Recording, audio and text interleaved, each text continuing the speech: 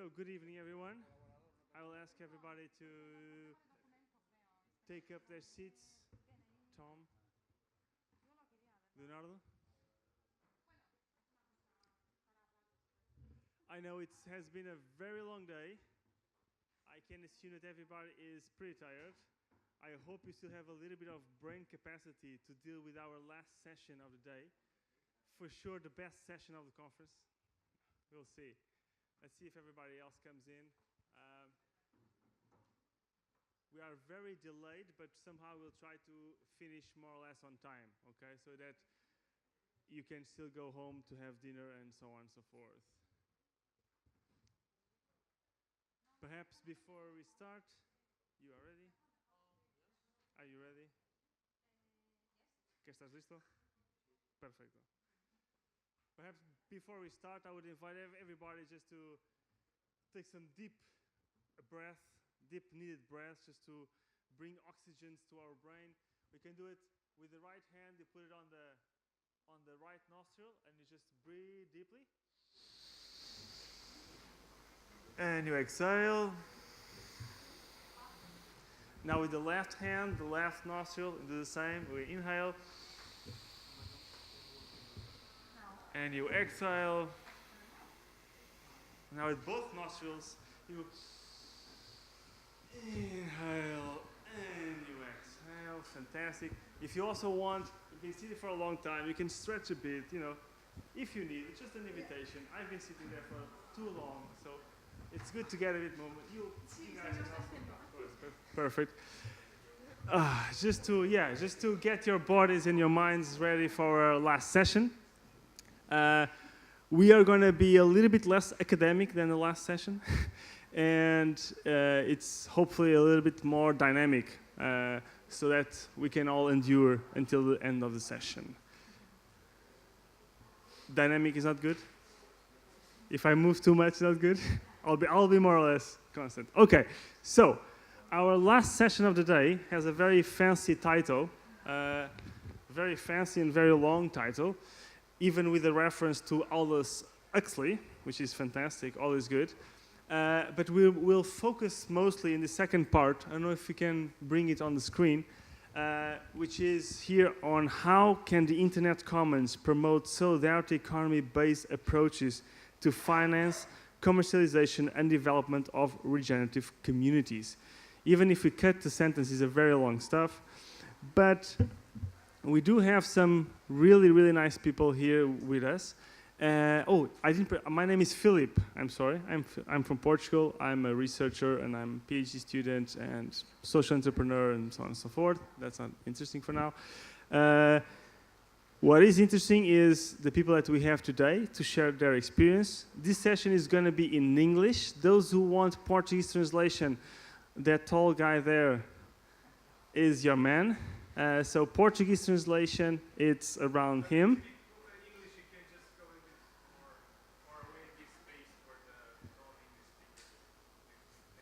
Portanto, caso necessitem de tradução para português, o Claudian é a vossa pessoa, portanto podem se sentar ao colo dele ou ao lado dele, como preferirem, ali, e portanto podem encontrar aquela zona, ok? Good, fantastic.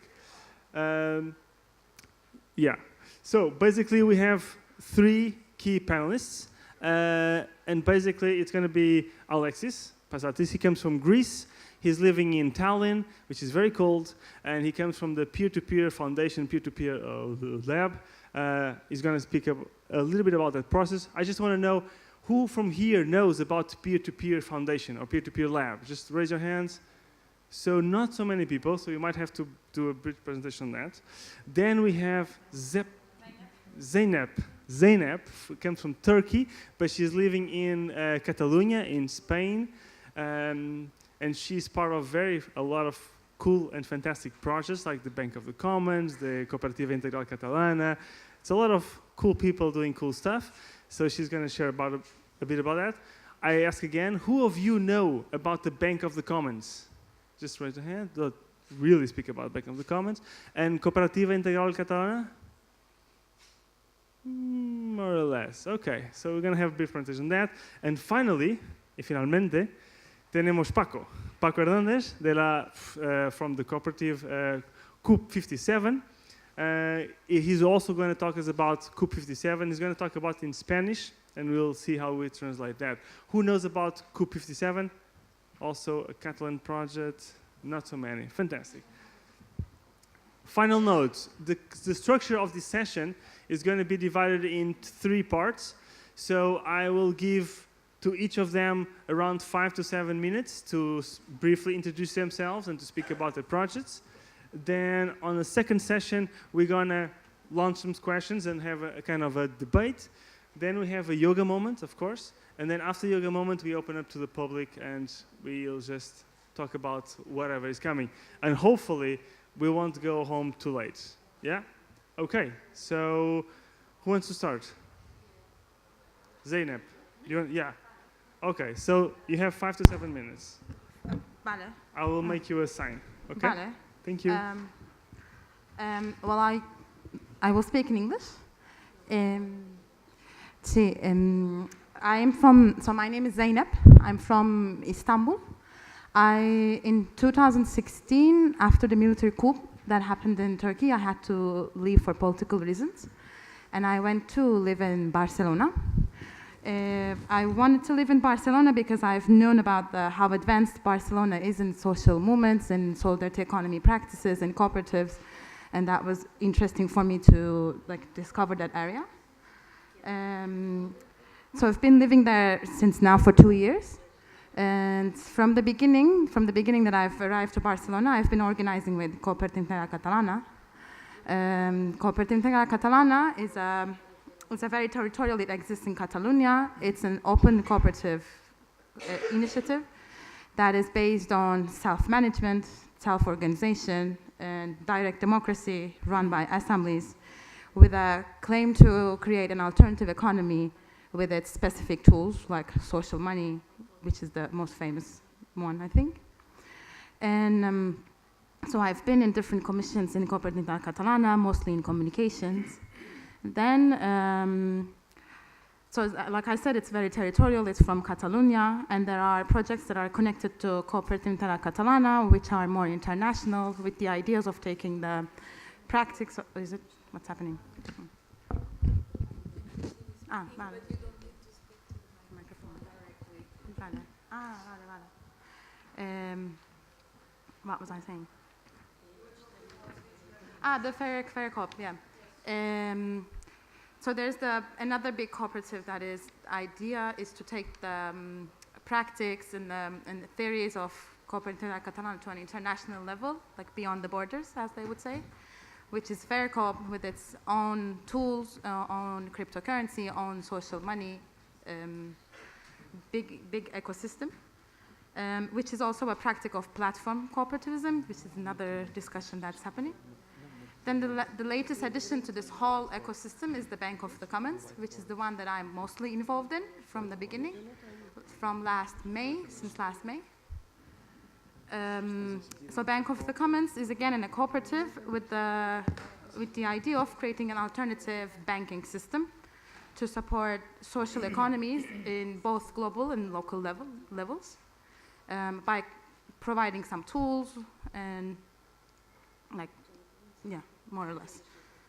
So here, this is where I'm coming from. So my input in this panel would be coming from this perspective.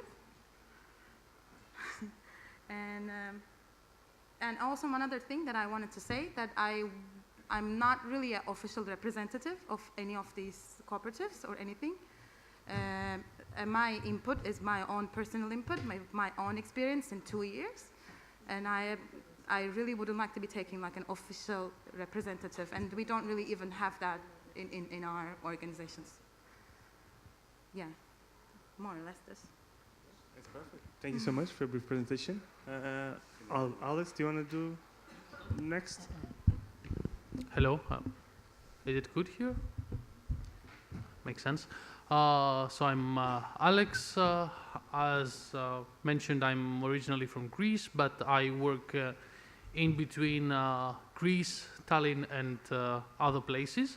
So basically, I'm a core member of the research collective we call the P2P Lab, which on one hand is a spin-off of Tallinn University of Technology from Estonia, and on the other hand it's the research arm of the P2P Foundation, some of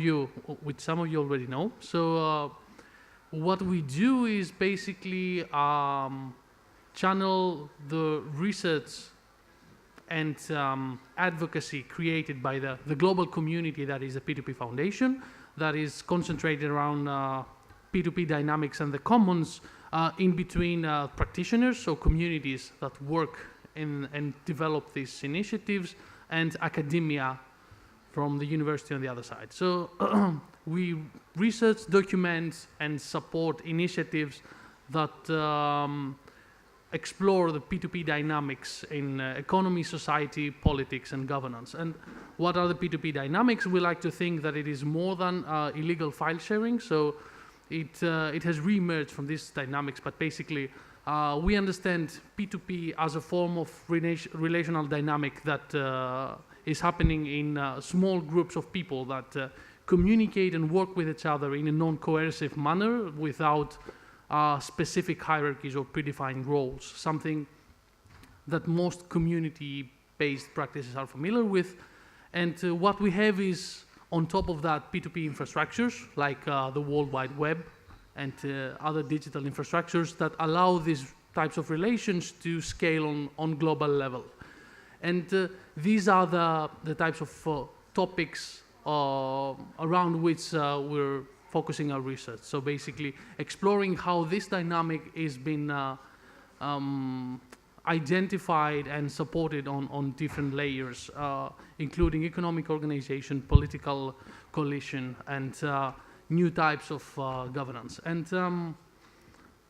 I have made some general remarks I would like to make so as to get the discussion going. So the title includes the Internet Commons, though I would argue it's more like a digital commons, because internet is the underlying infrastructures, whereas we're speaking about the digital world, just to frame the discussion. And what we have observed with our work around the digital commons that has initiated with initiatives like free and open source software, open hardware, communities like Wikipedia, is that we have the opportunity to demystify some of the concepts that are on the title of this very conference. For example, we speak about the social economy. And we often forget that economy is basically a fundamentally social process. How else can we have an economic function without social subjects interacting with each other? And this is the type of abstraction that we have been having over the last years, that we understand as the economy something that is a mechanism quasi-natural that is functioning on its own without our petty little humans interacting with each other. And now that we have actually successful examples of products, even sophisticated ones, like free and open source software, like encyclopedias and Wikipedia, the Apache web server, outcompeting companies like Microsoft or don't have any idea, Encyclopedia Encarta from Microsoft, or Encyclopedia Britannica, for instance. What we can understand is that cooperation that is happening among humans that is not guided by price signals, it's not fundamentally market-oriented or profit-oriented, has economic significance. And this is the universe that has been opened up when, by the digital commons, and why we believe it is so important in transition and reorganization of our societies today. So we observe gradually these ideas being shifted on the physical sphere, and we have community spaces like hacker spaces and maker spaces, workshops, fabrication labs, you name it, trying to transcend the abundance of the digital world into the physical sphere and allow people to share resources, work on a cooperative environment, and create sophisticated outputs that, again, are not fundamentally oriented for the market, not being made to be sold. And the motivations behind the production are much more diverse than we have been forced to understand in the non-social economy, which is something that cannot exist in the first place. And then we have social entrepreneurship, which is, again, a whole mystique of the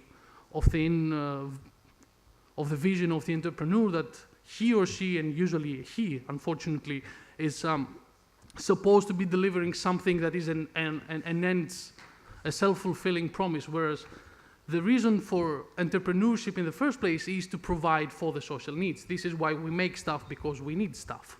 And finally, I want to close with, so Polanyi made a clear distinction between markets and what has been called a market economy. So an economy that is strictly being oriented and organized around markets.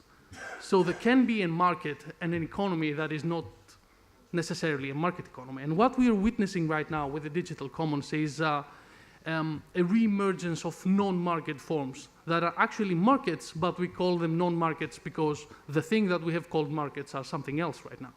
And this is accompanied by different forms of governance, different forms of organization, hybrid models of doing business and interfacing with the markets themselves, and finally, different forms of public policy support that are forwarding these initiatives. And I would be happy to discuss about anything that might have inspired by my incessant rant of the last 5 minutes.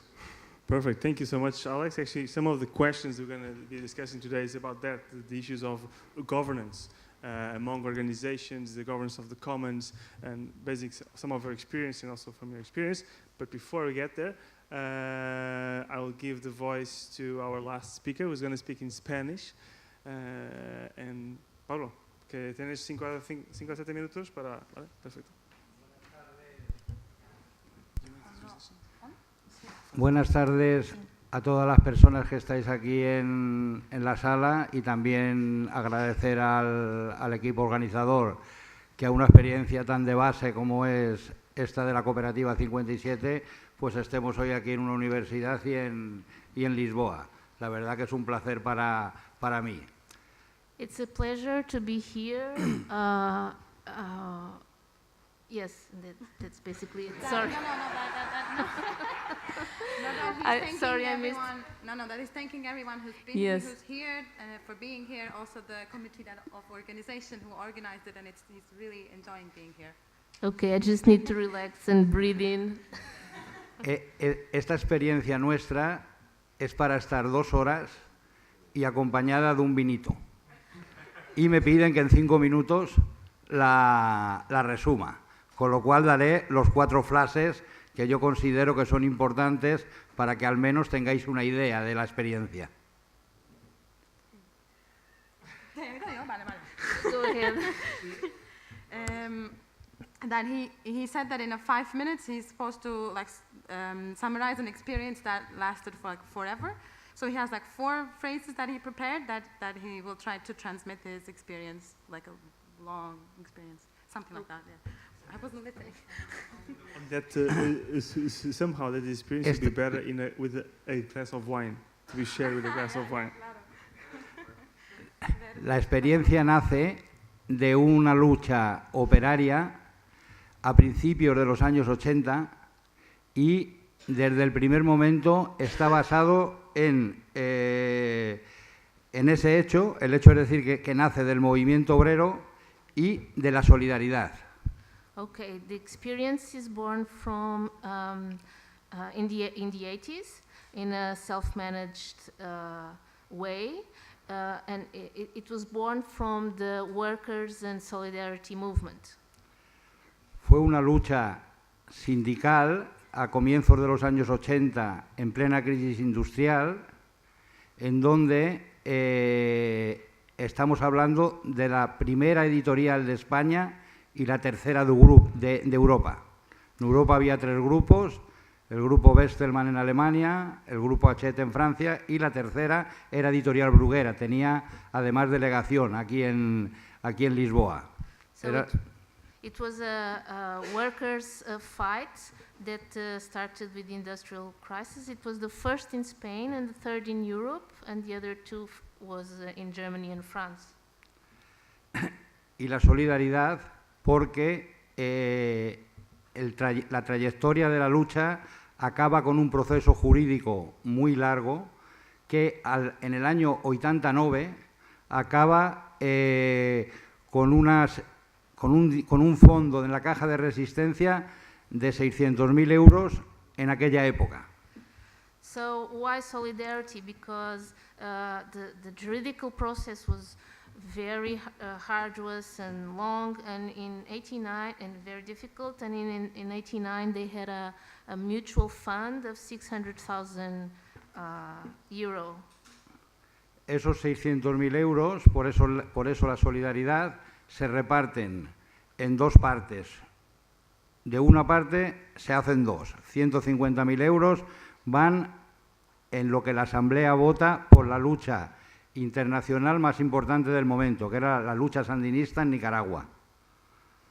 Los otros 150.000 euros a la lucha del Estado español, que también la Asamblea decide que era la más importante, que era la de los jornaleros del campo andaluz, que es una especie de el movimiento de los Enterra, pero en Andalucía, en España. Y la otra mitad, los 300.000 euros, lo dejamos también como caja de resistencia porque un grupo de los trabajadores de la lucha decidimos que jamás íbamos a trabajar para una empresa capitalista. So the fund was divided in the following. The first 150,000 was for the Sandinista Nicaraguan fight, the international fight for that cause. And the other 150,000 was for the Andalusian workers, which can have a parallel to the movement, no land movement in Brazil. And the other 300,000 would be for to make sure that they would never have to work for a capitalist industry again.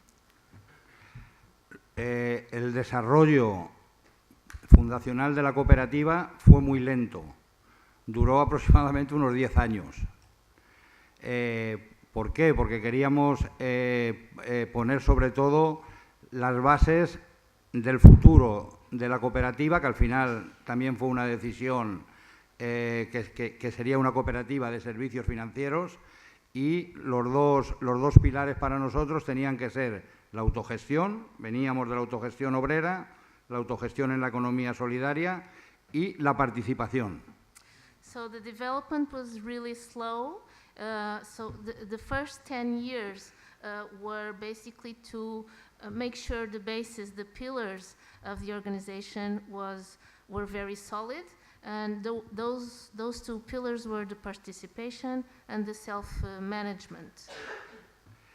Este desarrollo nos permitió adoptar el modelo que actualmente tenemos en la cooperativa, en donde están los socios, que son los propietarios de la cooperativa, los socios colaboradores, que son las personas que aportan dinero a la cooperativa, luego después tenemos comisiones social y técnica y la asamblea como órgano soberano.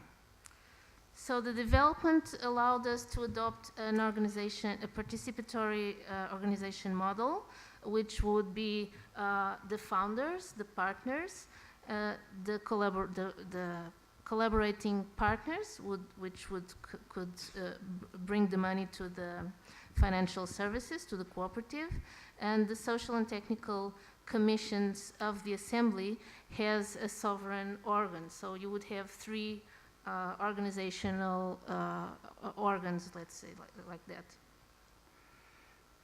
Estos pilares llegaron a ir desarrollándose y la cooperativa creció en todos los sentidos. Creció porque estábamos ubicados exclusivamente en Cataluña y actualmente estamos en 8 regiones de todo el Estado español. Concretamente hay una que es en Andalucía y hasta alguna cooperativa del Algarve en Portugal ha conseguido algún crédito a través de la cooperativa, y hoy podemos hablar de que somos 1.000 entidades socias, propietarias de la cooperativa, 1.000 entidades muy diferentes y 5.000 personas que son socias colaboradores. Este es el momento actual de la cooperativa.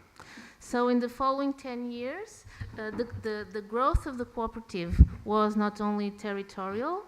We came from not only Catalonia, but also now we are in Andalusia and also in Algarve. We have people in Algarve, entities in Algarve, asking money through us, having our services. This type of management and these participative pillars I've mentioned would allow a growth of the nowadays reality. That means 1,000 social entities that are our partners, and 5,000 collaborative social 5,000 people,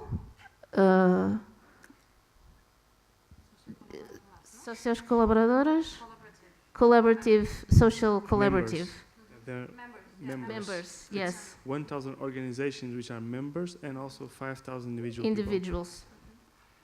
Simplemente a nivel de dato, de todas maneras, decir de que en Cataluña está el 60% del volumen tanto de entidades, es decir, de las 1.000 entidades, 600 son catalanas.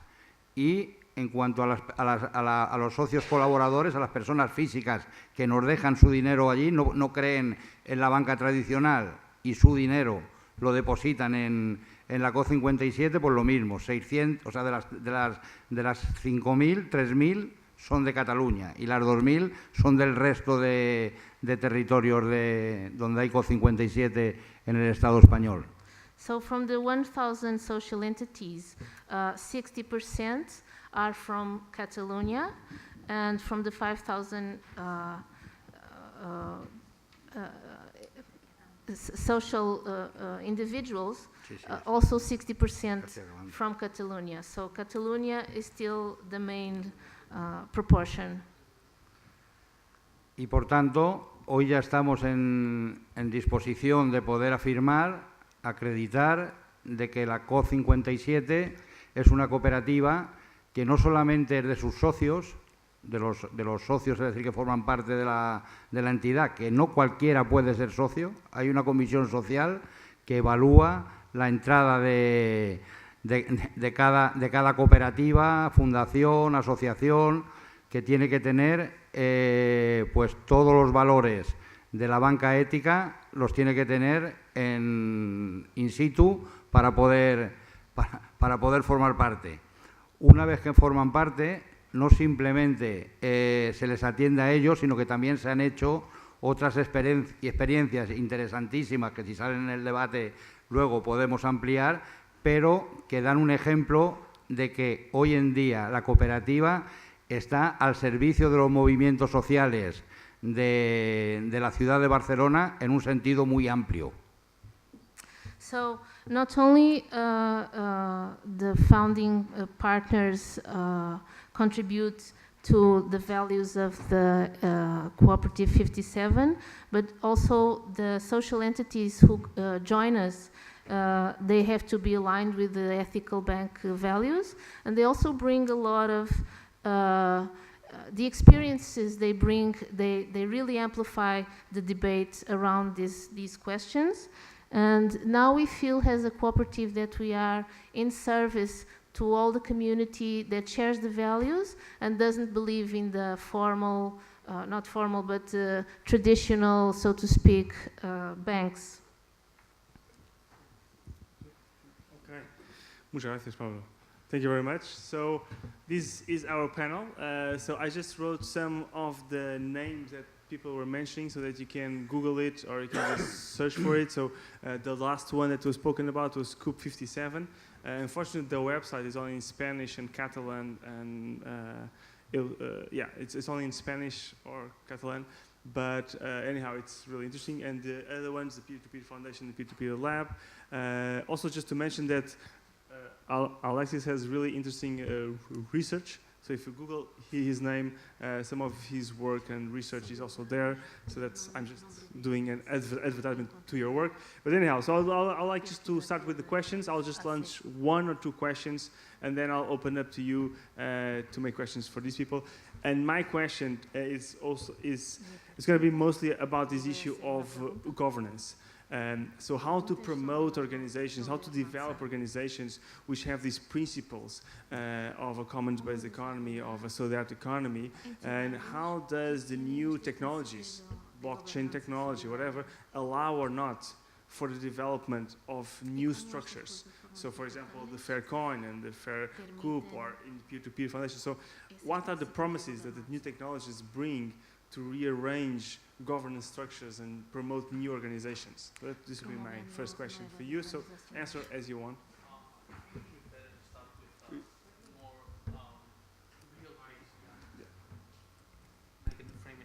Just to know, Claudian, is the speed okay? Is the Thinking about sorry? thinking. Yeah, you go. Or we can do both. Okay, great.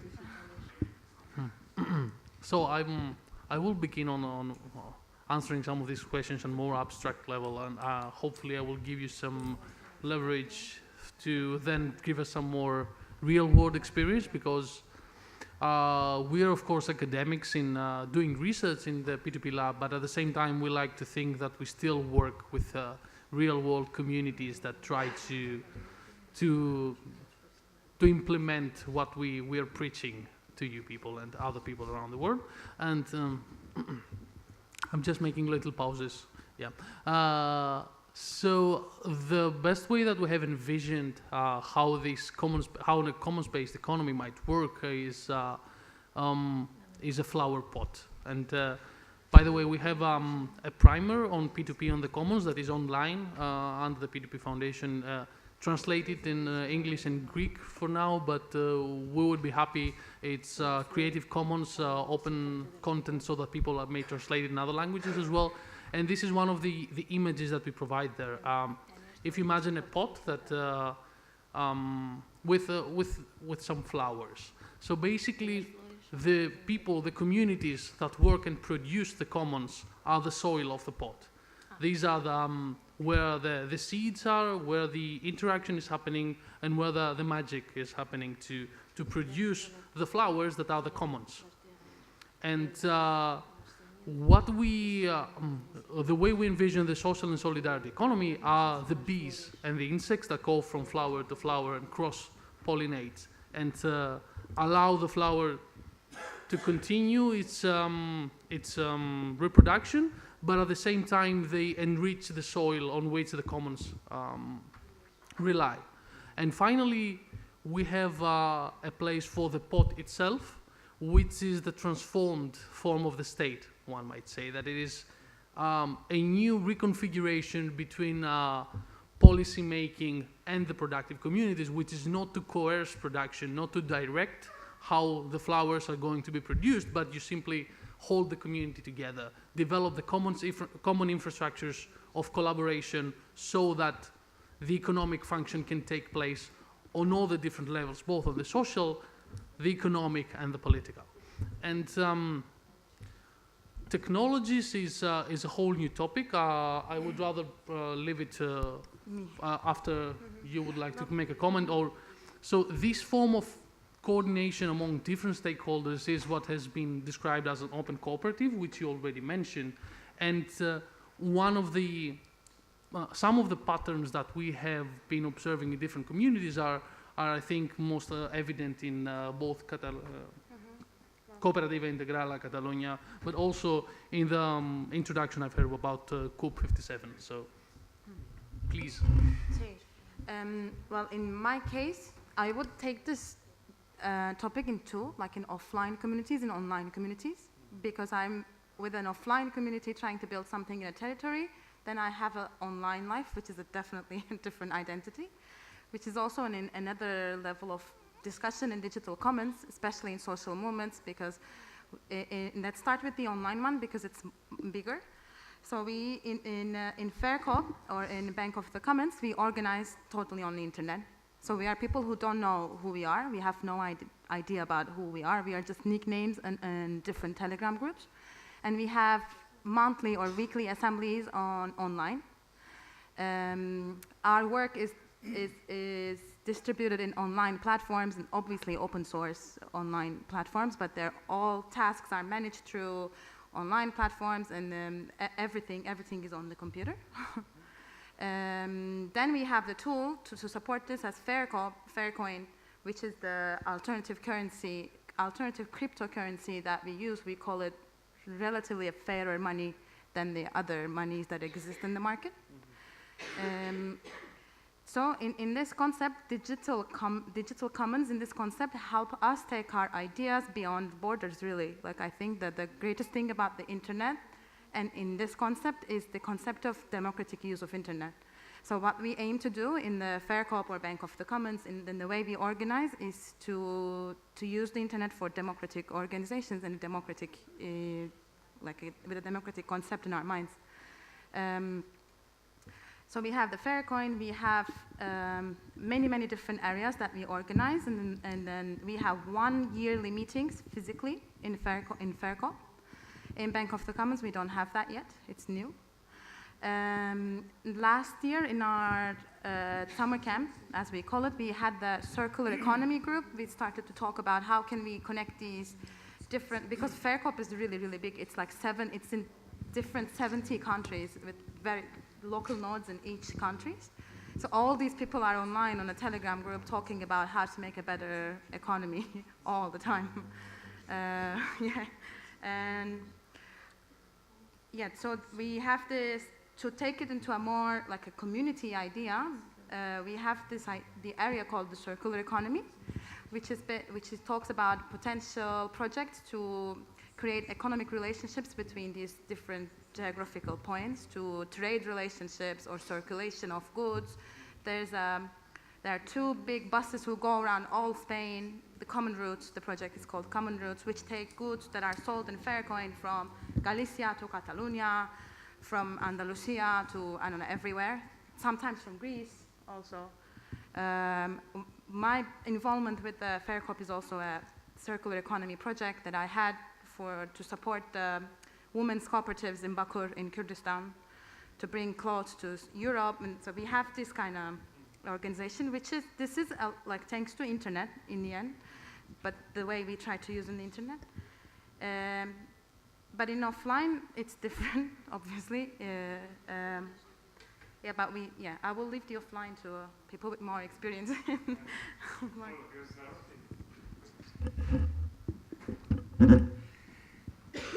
Mirar, hay muy pocas cosas que el capitalismo no consiga atraerlo para él. Muy pocas cosas. Conocemos experiencias que se han hecho muy grandes. Nosotros tenemos un ejemplo con Mondragón, cooperativismo de Mondragón, como el sistema, es decir, se lo ha apoderado. Pero hay con 2 cosas que nunca han podido. Una es la conciencia y la otra es el amor. Vosotros imaginaros cómo 5.000 personas, nosotros jamás le hemos dicho a nadie, es decir, que venga con su dinero a la COP57. Con lo cual, esas 5.000 personas que no creen en el banco Santander, que no es Santander, es Santander, que no creen en ese tipo de modelo bancario tan criminal y que traen su dinero a una experiencia tan pequeñita, tan local como COP57, eso porque tienen conciencia. Quieren saber qué se hace con su dinero. Y eso es importantísimo. Y no me digáis, es decir, que no hay que tener amor a un proyecto para depositar tus ahorros, como lo sabemos todo el mundo, el apego que tiene al dinero en el sistema capitalista, para que dejen el dinero, es decir, a nuestra disposición. Y esto, hoy por hoy, el sistema nunca lo ha podido absorber. Para mí esa es la fuerza más importante de la cooperativa. There are a few things capitalism wouldn't attract to itself, but there are 2 it hasn't, which is love and consciousness.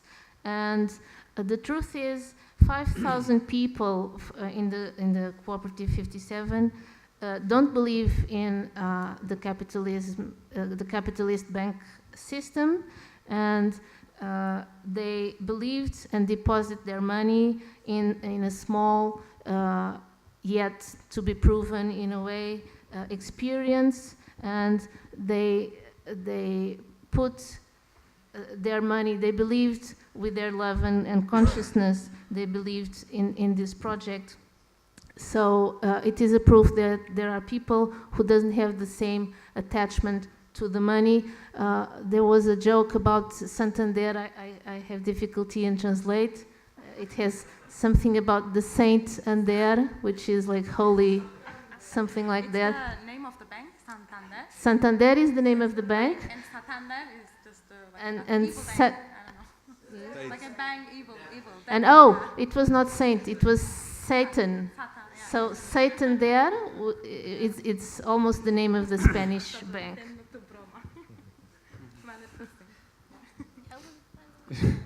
Okay, thanks.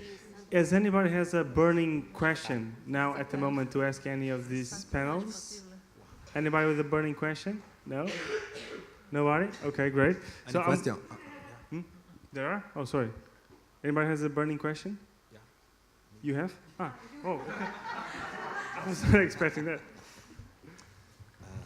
Go for it. Me voy a preguntar en español para Paco. ¿tá? Ah, es para... Paco, me gustaría que hablase un poco sobre cuál es la importancia que tiene la relación de COP57 con los movimientos sociales. ¿Cuál tránsito, como por ejemplo la relación con el movimiento 15M, que fue tan importante en España y también en Cataluña? Y la otra cuestión es que pregunto sobre cómo se operacionaliza, cómo se opera la democracia interna en la COP57. ¿Cuál poder tiene la gente de participar en los diferentes niveles de gobernanza? Esto, gracias. Should I translate? Okay. So, what is the importance of Cooperative 57 within the social movements, especially the movement 15M, 15M? And the other question is, how do you operate and put it in practice the democracy, democracy practices within the organization? How does everybody has a voice, and how do you distribute the power? Dentro de los movimientos sociales en Cataluña, la COP57 es un referente. Son muchos años, somos muy conocidos, hemos estado en proyectos en prácticamente en todas las comarcas catalanas. ¿Y qué ocurre? Que cuando hay cualquier cosa rara que funciona por los movimientos sociales, siempre se acude a COP57. Y os pongo 3 o 4 ejemplos claros. So, COP57 is nowadays a reference for social movements. We have been in so many projects that when something occurs to social movements, they tend to think of COP57 for cooperation and help. Uno de los pelotazos y de las corrupciones más importantes en Cataluña fue la del Palacio de la Música y su presidente, que se llamaba Luis Millet, Luis Millet. Un edificio que tenían al lado del Palacio de la Música, querían especular urbanísticamente contra él. Todos los vecinos de aquel barrio se juntan y crean una asociación para querellarse, y que hay una figura, por lo menos ahí en España, me imagino que aquí también, que para presentarte como acusación popular necesitas depositar un dinero de fianza en el juzgado y luego que te lo admitan a trámite.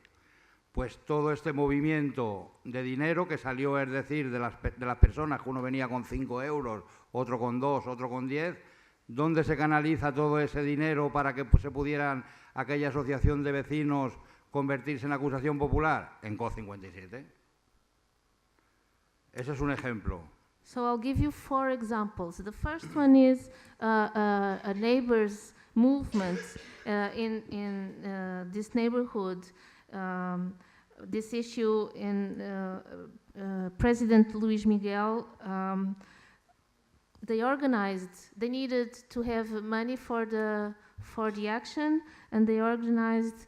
Everybody had €5 or €100. Everybody had a different amount, and they all deposited.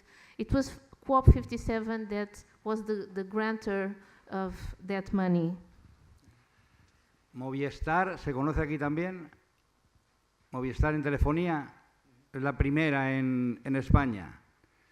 Todos los técnicos de Movistar, todos los técnicos están subcontratados y crean una huelga. Una huelga, es decir, que dura tiempo, la huelga duró más de un mes. Es decir, que estuvieron encerrados en las centrales, en el edificio central de Telefónica en plena Plaza Cataluña. Se empieza a coger un dinero de caja de resistencia para que los trabajadores pudieran aguantar y las familias, aparte de que se hacían paellas populares, se hacían muchísimos actos, pero ellos tenían que a final de mes cobrar y se crea toda una campaña de solidaridad y de recogida de dineros a través de las empresas, de las acciones de vecinos, de todos los movimientos sociales. ¿Quién canaliza todo eso? COP57. So the second example is Movistar, a radio station. All the technicians there were... Movistar Telefónica, they are mobile telecommunications company. Telecommunication company. And all the technicians there were under hired. They didn't have a contract. They were precarious workers. So they closed themselves inside the building. There were strikes. And in order to pervade along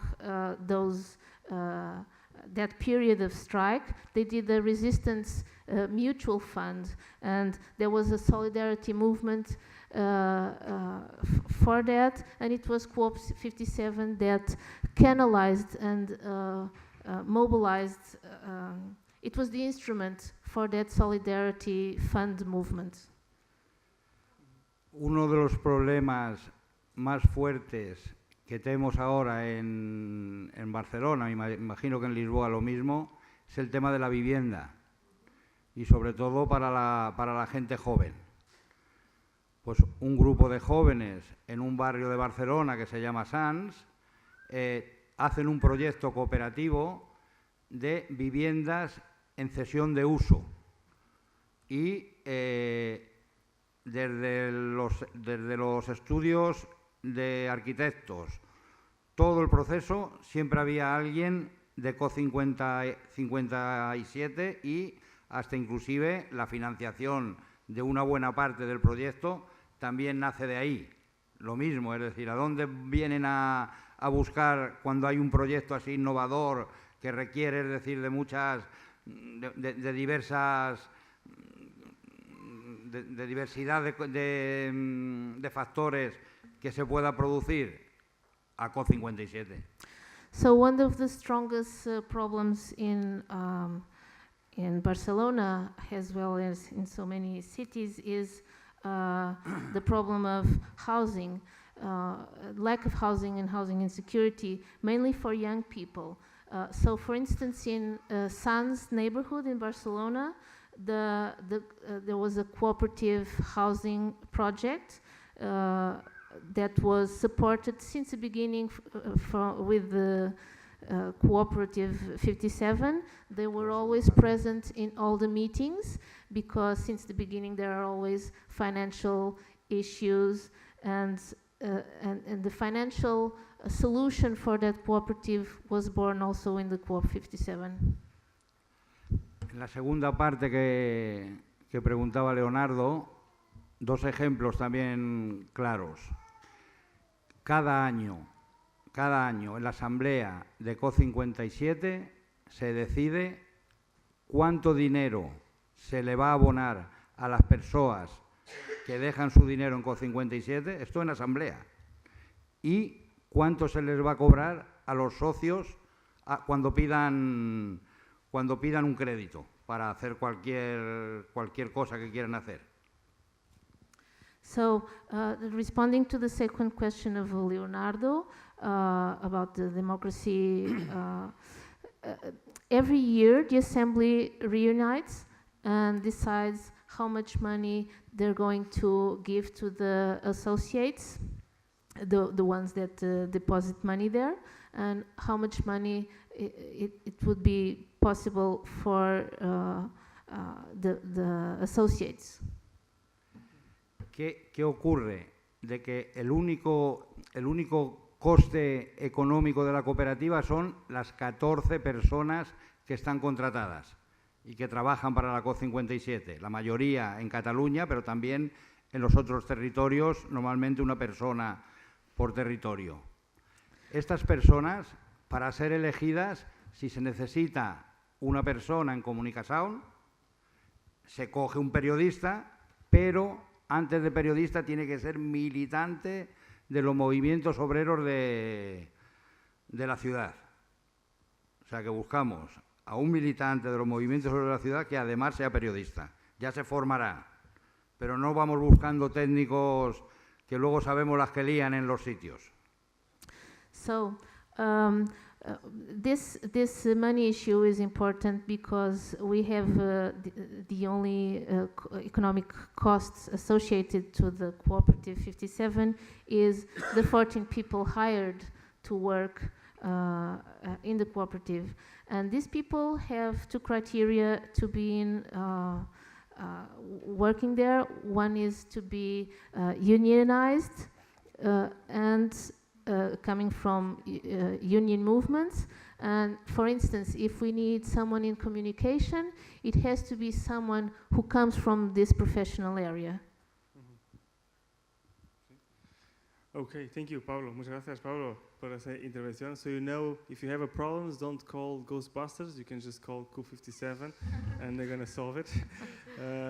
No, but just also, I think I will also want to bring the other side of the medal. So like issues of, like in the title says about fake news and speculation in cryptocurrencies and cryptocurrencies being used to money laundering and actually to like not so good side of this digital revolution and of all the commons, etc. And I'd like maybe for you guys to reflect a bit on the other side, the shadow side or the unseen side of this revolution. So perhaps from your studies and from your experiences, a little bit on the reflection on the other side.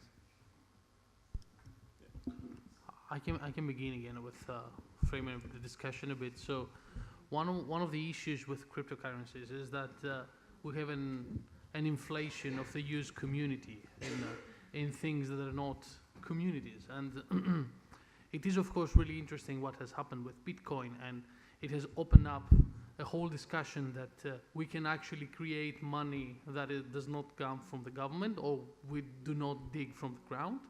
Of course, there are many problems associated with that, but on that level, it is something interesting. But one of the things with the ICT revolution that is kind of exaggerated in the cryptocurrency scene is that a lot of people involved into that, and this is by and large has to come that the driving forces of this paradigm shift are basically first world countries that and the most elitist parts of these countries themselves, and so they're dealing with first world problems. And what we're missing in the way that we develop ICT technologies is social mindedness. So that, and that is too much exaggerated in cryptocurrencies. The underlying assumption, I have been studying different blockchain-based initiatives in several research projects I've been involved, and I have been reading mission statements by each one of them that how they're going to change the world with a single infrastructure. And the thing that I have come to understand is that they understand that the problem with the world is people, because they're building infrastructures that are trying to bypass trust, they're trying to bypass community, they're trying to bypass solidarity. But the thing is they're not solving those problems, they're just making them worse. So the individualist thinking into the development of these infrastructures is the reason that we end up with the same type of the monopoly game, but exaggerated with different media. And what I want to reflect on the very interesting examples that Paco has been sharing with us is that there is another side on this alternative finance, on this whole new discussion that has been opened with Bitcoin and everything, is the importance of building counterpower.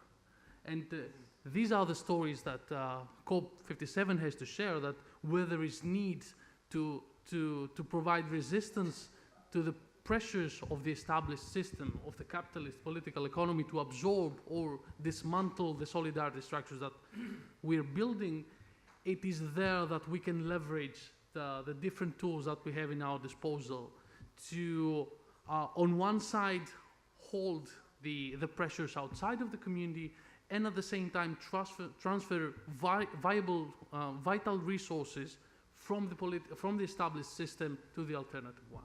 Because this is a strategy in which we can maintain, so community-based organizations can maintain their democratic governance while becoming viable to an extent that they can continue whatever they have been doing. And this is maybe one of the most interesting contributions of the Commons for the solidarity economy, that it is combining the aspect of solidarity, that is actually being nice to each other as people, with the element of reciprocity that is giving back to the things upon which we rely. And in this case, it is not reciprocity between people, which is kind of an ambiguous relationship. So I'm giving gifts because I expect taking gifts on the afterwards, but it is reciprocity between people and the resources, which are the commons. So it provides a common ground for people to be able to work in a way that we can be nice to each other, but at the same time be conscious of the common infrastructures on which we rely and we should enrich and protect from external attacks. Okay, thanks, Alexis. Let me tell you what happened in Faircoin in last December when Bitcoin price rose so much, so that we can talk about like practice of what happened, and we can talk about where the theory is in this. So I think it was in December the prices of Bitcoin rose too much, and then it was a big hype in the Bitcoin, and then obviously the other cryptocurrencies, when this happens, has to like go together with the what market requires, because Faircoin, even though it's a fair money or somehow has a social aspect, it's a money that is in the cryptocurrency market. The concept of Faircoin is the majority of Faircoins are with the Faircorp, but not all of them. Faircoin is still buyable, not with the cooperative, but through the market. So it basically, even though it's the minority of the whole money that exists in the market, it is still dependent to the little percentage that is out there in the normal market, which is not with the cooperative, which means that is used by the people who are not in the philosophical ideas of Faircorp. So what happened is that when the Bitcoin rose too much, like jumped, so we had to like follow that and rose the price of Faircoin like immediately, super rapidly to make it like charming also in the market to like this much or less. And then Bitcoin just dropped. But we couldn't really drop the price of Faircoin because the assembly, when they rise the price up, like in some sort of philosophical way, they don't want to like lower the price again, because the idea of the general use of Faircoin is to make it always more valuable. So what happened is that obviously the majority of the Faircoins we had in the market remain in this high price, while the money that is, the minority of the money that is in the market is super cheap right now. So we have this very weird gap. I don't know if it's clear what I'm saying. So there's this very hard to manage gap between the Faircoins that are in the market and the Faircoins that are in the cooperative. which attracts, obviously, people who are not in the philosophical ideas of Faircoin, but people who want to make money from cryptocurrencies, which is usually, the cryptocurrency market is usually for people who trade cryptocurrencies. It's not for fair or social uses. So this has obviously created many, many problems and zillion assemblies happening, people leaving, burnouts and stuff, like many, many issues.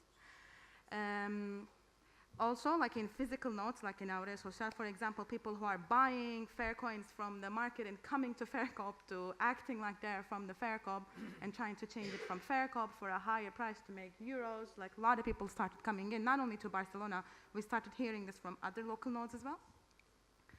So this comes back to the idea, I think, is that, like you were saying earlier, is that when you're talking about a social money or some sort of money or a tool that is social, and if you don't have the community to back that up, to circulate it, but if you just leave it, like it's less speculative than other monies, yes, but it is speculative.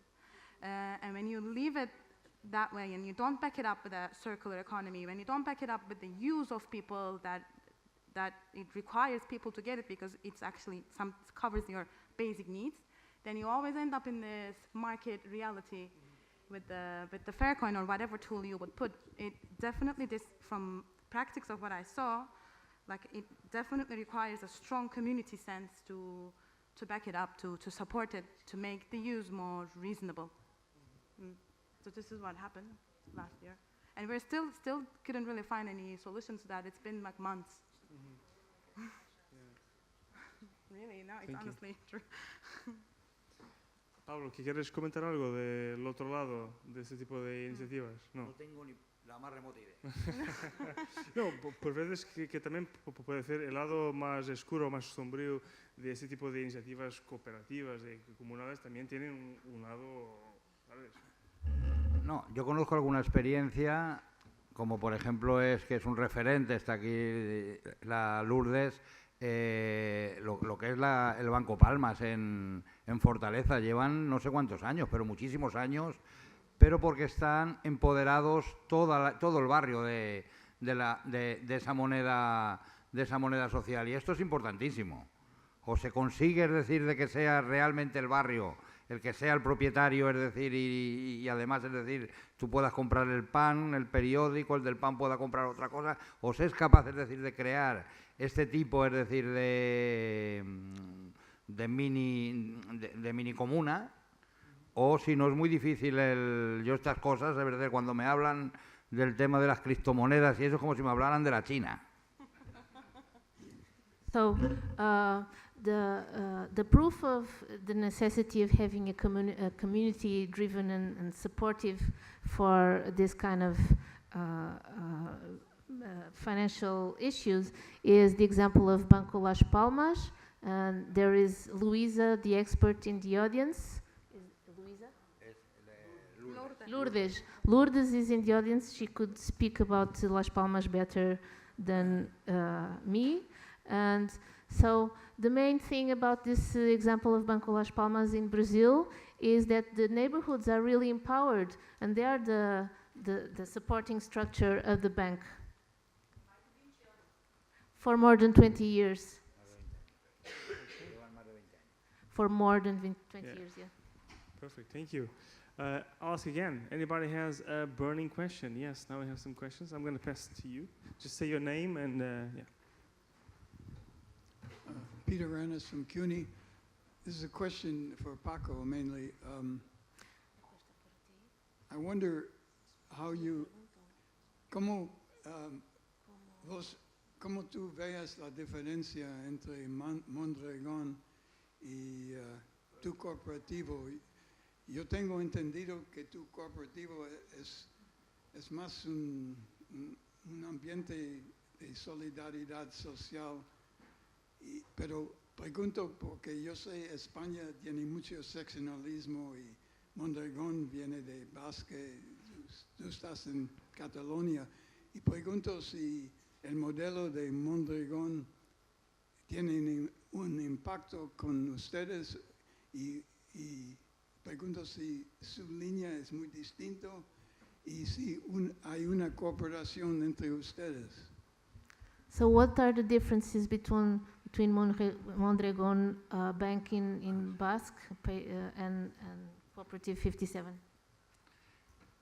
Vamos a ver, yo lo que quería dar a entender es que cuando una experiencia se hace demasiado grande, como le ha pasado a Mondragón, Mondragón ha tenido que competir con las grandes multinacionales del sector y tiene que aplicar, es decir, los mismos mecanismos.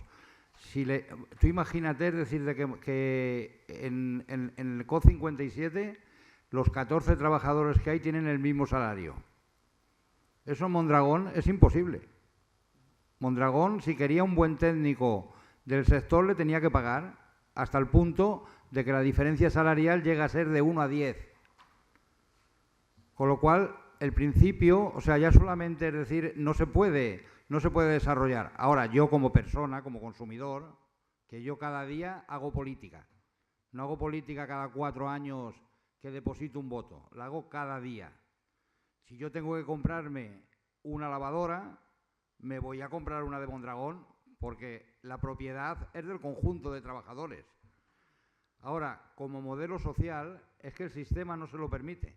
Y eso ha pasado con muchas experiencias. Y con la nuestra, si seguimos creciendo y crecemos, no sé lo que puede pasar, pero miedo me da. So when one experience like Mondragon Bank becomes too big, it has to play by the same rules as the other banks in the market. So, and that is a problem. They have to use the same mechanisms. So, for instance, we at the Cooperative 57, we have the same worker salary, and suddenly on other banks you have a 1 to 10 wage difference. And I talk politics every day, and I don't vote every year to decide things. So it would be more participatory than representative when you're smaller than when you get too big. But anyway, I would be a client of Mondragon Bank because I know the owners are I know who the owners are. They're still in the social people. Okay, and anybody has a question from the audience? You have one? Yeah? I also, actually, can I just make a question that has to do with this? Just as a follow-up question? Yeah? Please go ahead. Yeah, no, it's just a very quick question because I think the things start to change when the scale goes up. So I'm wondering how did, for example, Cooperativa Integral Catalana have a very interesting strategy to deal with growth and how to deal with scale, you know, and how to interact with the system when you are no longer under the radar, but you are full on the radar, then what's then? And if you have some reflections on that, also that. So it's a matter of scale. It's interesting that you asked that because this April, after I think 6 years of Cooperativa Catalana, we went through a process called decentralization. So now there are 3 Cooperativa Catalanas. Because it got too big, and the assemblies would last like 15 hours, and people coming from territories will be telling their issues, and other territories will be telling their issues. No one would be able to make any comments. It was a monthly assembly that people were bringing months of issues to the assembly. We weren't able to close the assemblies. We weren't able to come to conclusions, and there were many that in Cooperativa Catalana in general, there are like 4,000 socios to manage.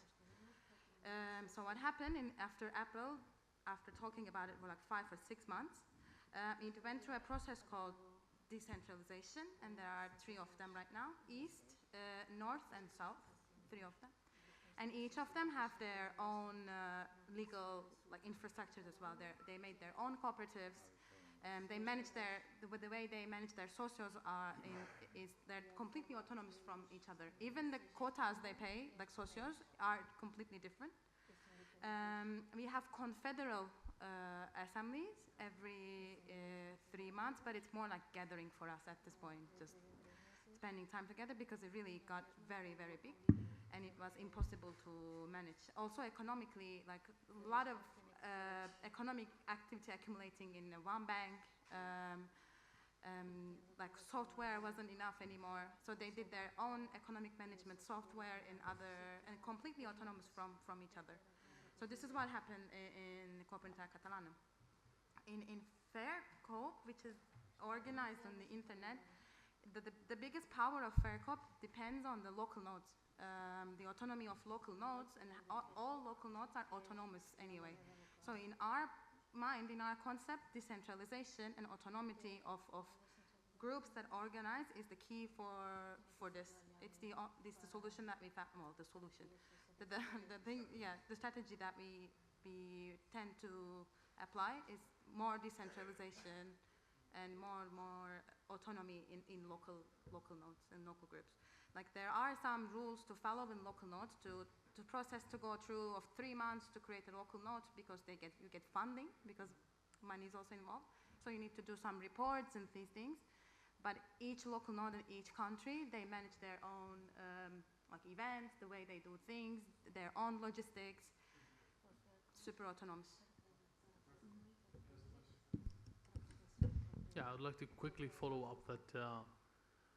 There are many things wrong with capitalism, of course, and many people would understand that and argue about that in this very room. But one thing that cannot be disregarded is the capacity of the system to unlock initiative and creative power of people that want to move forward some stuff. And this is the whole vision of the entrepreneur and how it is moving forward. However, up to now, and especially over the last 20 years, the main force that has been mobilizing people over that has been greed. Whereas what we observe in the social economy is that there are other things that can mobilize people to take initiative and fiddle around with existing resources and create something new, which is the very notion of entrepreneurship. And this is where we count the social enterprise. And on the other hand, we have the critique on the cooperative movement that dates back all the way to the 1800s and Rosa Luxemburg, and that basically they create the mirror image of the corporate capitalist enterprise as they grow bigger and they get consolidated, and they basically face the very same problems of hierarchies. And this is where we experiment with the concept of open cooperativism, which is basically it's a process of finding a fine balance between autonomy and cooperation, between solidarity and protection, and providing support for people to create things out of new ideas. And these are some of the examples that I already mentioned that are providing the raw material for us to build those ideas, and on how people, and this is where the world of the digital commons comes into place, where we saw that people can mobilize around common issues even though they may be placed in different places in the world. They can contribute to the same things while being mobilized by their own unique incentives and motivations. And this is a synthesis of some lessons we have to take from capitalism if we want to transcend it to something that is more fair and more sustainable. And these are some of the most interesting experiments that we had today. Yeah, one thing to add about this, like in FairCop or in Bank of the Commons is fairly new. It's been around for a year. And it's talking about this, creating an alternative banking system tools, but it's like 5 people in the assemblies. But in FairCop, there are, like, local nodes are the strong points of the whole ecosystem, but there are also global commissions. So it's like there are global commissions that are in charge of more global aspects or to help build new local nodes. And there are local commissions which are like in different languages. Even if you are in a group with these people, they speak in their own language. But there are also global commissions to manage this facilitation between, in economic terms mostly, I would say. Yes. Yeah, also in circular economy. Si se quiere decir algo sobre la cuestión de la escala, cuando se... Sí. ¿qué cambia? Lo que venimos trabajando y ya hace mucho tiempo, que esto es algo que los movimientos sociales yo creo que está bastante claro, es que el crecimiento nunca tiene que ser en vertical y siempre en horizontal. Es un poco, es decir, el modelo que estamos haciendo en COP57.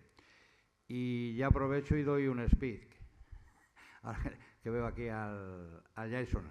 Estamos trabajando sobre un foro social mundial de economías transformadoras que se celebrará en la ciudad de Barcelona en abril del 2020. Hay una web, se pone FSMET, Foro Social Mundial, Economías Transformadoras, con 4 ejes, en donde precisamente todas estas cosas que están saliendo aquí son las que se van a debatir. Los 4 ejes son la economía de los comunes, las economías feministas, la economía social y solidaria y la agroecología, con 2 ejes transversales, uno que es importantísimo, que es todo lo que tiene que ver con la formación, y el otro eje que es el de las políticas públicas. Y os invitamos a todas las que estáis aquí a que podáis visitar la web e ir ahorrando para estar allí en el 2020, porque desde luego va a ser una experiencia, creemos que única. En la ciudad de Barcelona, en abril, en el año 2020.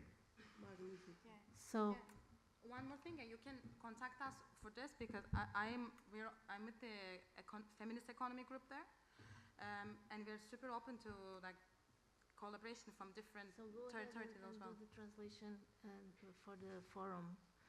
So I'll just add what you said about growing, that maybe it shouldn't be vertical but horizontal growing.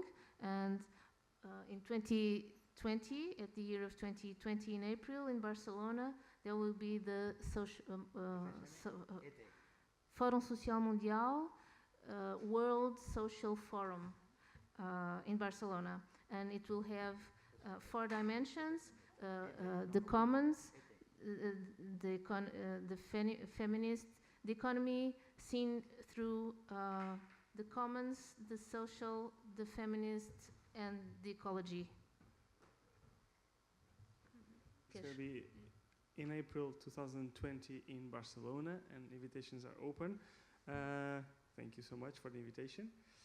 Anybody there? You have a question? Yes, I do. I do have a question for the table. I know that the P2P Foundation had quite a significant role in the setting up of Cooperativa Integral Catalana.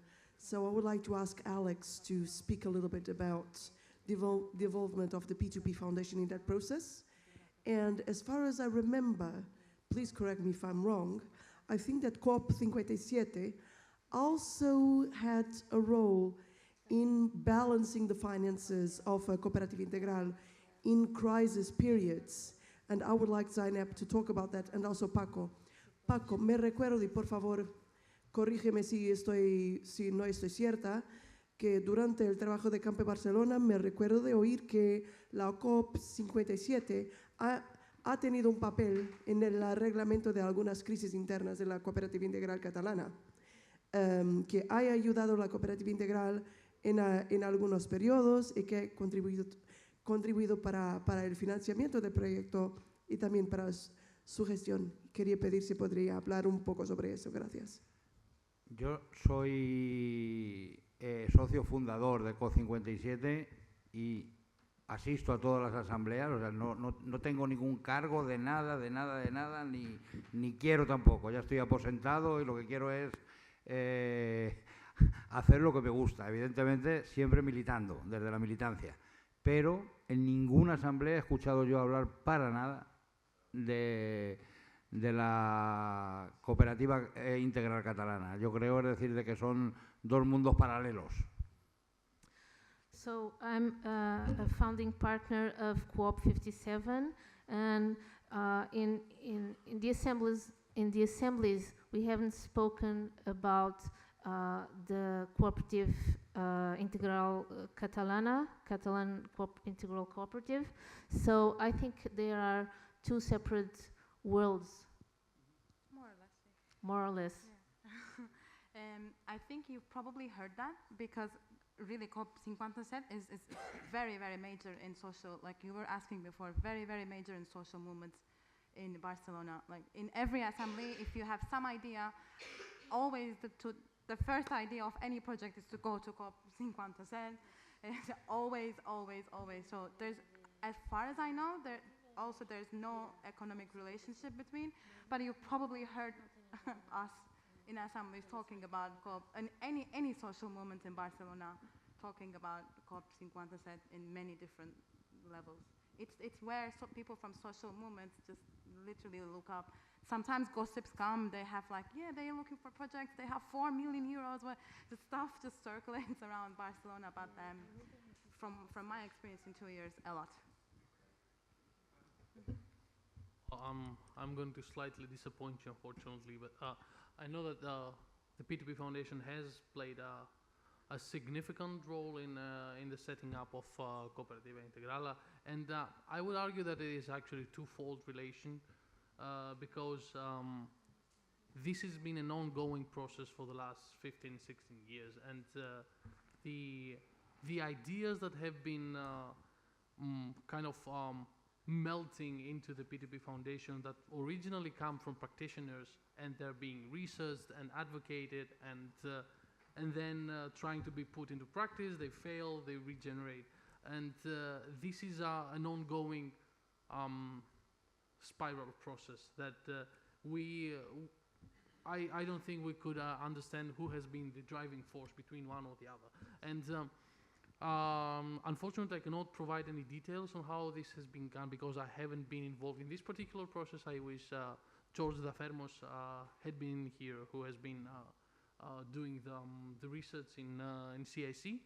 I can describe the process in general and how we work between research and activism, and how to create new ideas simultaneously working on the ground of these ideas.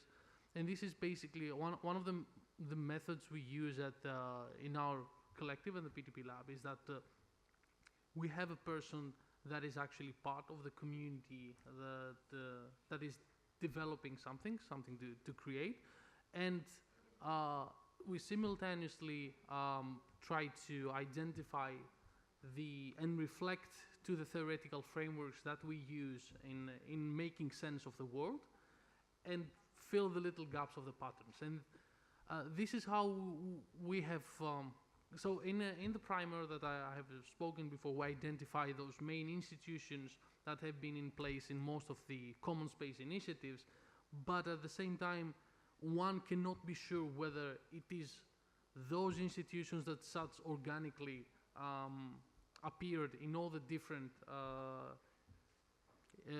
projects and initiatives that we have been exploring, because at the same time the people of the P2P Foundation were involved into their creation. So it is kind of an organic process that has been co-developed simultaneously. Fantastic, thank you so much. So it's already 7 o'clock. I do not like to push too much on you. Just if somebody would have a burning question at the moment, we would welcome it from the public. If not, I think we can. Is there anybody who would like to make a fantastic question for us to end up? No? Okay. So thank you very much for all of you. Yeah, and thank you very much for all of you. Muchas gracias por la presentación. Ha sido muy bien. Thank you.